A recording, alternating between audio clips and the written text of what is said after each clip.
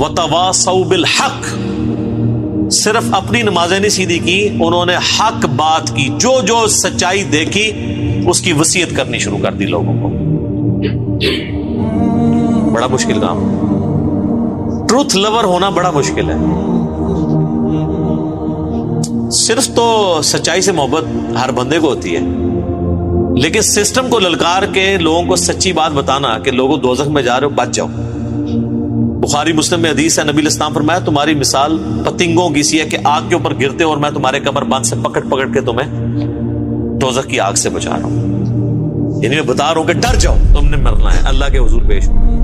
تو جو سچائی ہے، سب سے بڑی سچائی کیا ہے؟ اللہ کا تعارف۔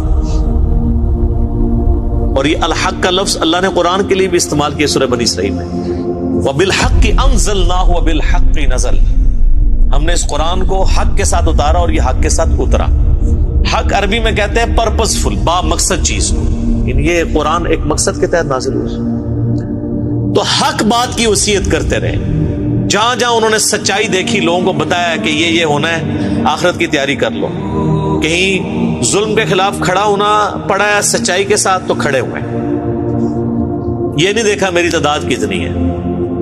حسین ابن علی ایک رول ماڈل ہے نا امت میں، سچائی کے لیے کھڑے ہوئے۔ اور جب آپ حق بات کریں گے، اس کا الٹیمیٹ نتیجہ یہ ہے کہ آپ کو مار پڑے۔